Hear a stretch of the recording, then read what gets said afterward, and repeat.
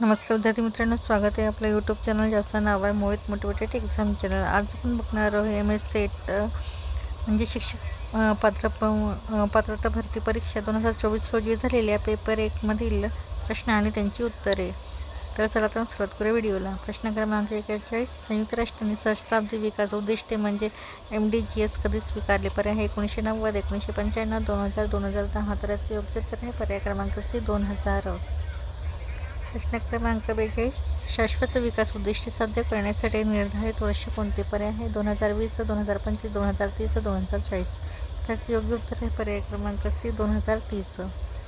त्यानंतर प्रश्न क्रमांक 43, खालीलपैकी कोणत्या प्रकाश रसायनाची दुर्व्याचा परिणाम आहे? पर्याय आहे डोकेदुखी, डोळे, नाक, घसा यांची जळजळ, उदर आणि आतड्याचा विकार, मूत्रपिंडाचे विकार, हाडांचे विकार। तर याचे योग्य उत्तर आहे पर्याय क्रमांक A डोकेदुखी,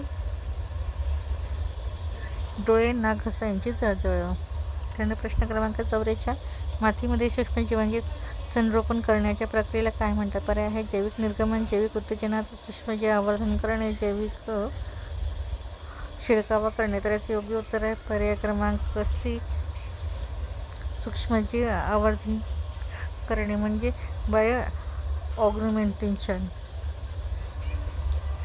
त्यानंतर प्रश्न क्रमांक 45, सूर्यप्रकाशाच्या संपर्कात आल्यावर सौरपटलाचा कोणता घटक थेट विद्युत प्रवाह निर्माण करण्यास जबाबदार असतो? पर्याय अखंड विद्युत पुरवठा यंत्र, अर्धसंवाहक सामग्री, परावर्तक, विजेरी संच। तर याचे योग्य उत्तर आहे पर्याय क्रमांक B अर्धसंवाहक सामग्री।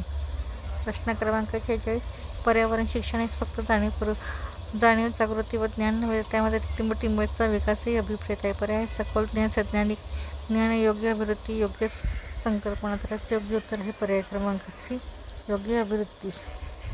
प्रश्न क्रमांक 47, भारतीय शिक्षण व्यवस्थेचे सामान्यतः खालील विभाग केले जातात? पर्याय वैदिक काळ, बौद्ध काळ, मुस्लिम काळ, ब्रिटिश काळ, स्वातंत्र्य काळ। हिंदू काळ, बुद्ध काळ, जैन काळ, मुस्लिम काळ, ब्रिटिश काळ। वैदिक काळ, रामायण काळ, महाभारत काळ, जैन काळ, ब्रिटिश काळ, उपनिषद काळ, पुराण काळ, बौद्ध काळ, मुस्लिम काळ, आधुनिक काळ। तर याचे योग्य उत्तर आहे पर्याय क्रमांक A वैदिक काळ, बौद्ध काळ, मुस्लिम काळ, ब्रिटिश काळ आणि स्वातंत्र्य काळ।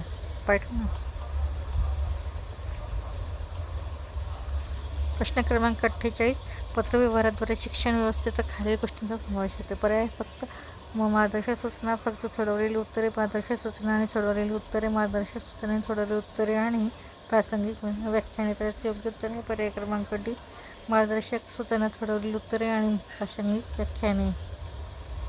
प्रश्न क्रमांक 49, पहिल्या मुक्त विद्यापीठाची स्थापना 1969 मध्ये टिंबटिंब येथे झाली आहे।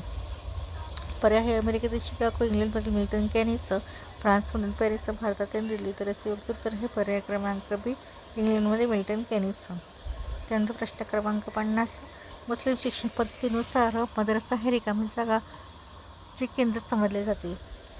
पर्याय आहे प्राथमिक शिक्षण, माध्यमिक शिक्षण, उच्च शिक्षण, तांत्रिक शिक्षण। तर याचे योग्य उत्तर आहे पर्याय क्रमांक C तांत्रिक शिक्षण। तर ही होती MS सेट पेपर 1 मधील 2024 रोजी झालेले प्रश्न आणि त्यांची उत्तरे। व्हिडिओ आवडल्यास व्हिडिओला लाईक करा, कमेंट्स करा, जास्तीत जास्त व्हिडिओ शेअर करा आणि चॅनलवर जर नवीन असाल तर चॅनलला सबस्क्राईब करायला विसरू नका।